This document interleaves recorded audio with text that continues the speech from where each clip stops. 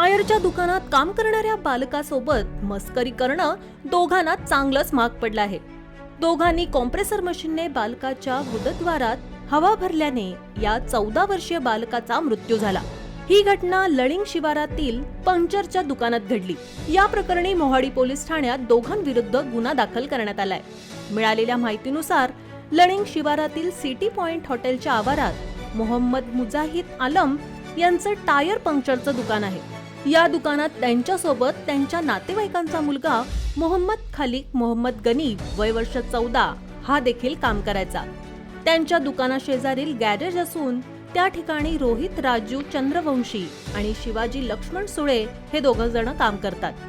शेजारीच दुकान असल्याने खालिक हा त्यांना चांगला ओळखत होता.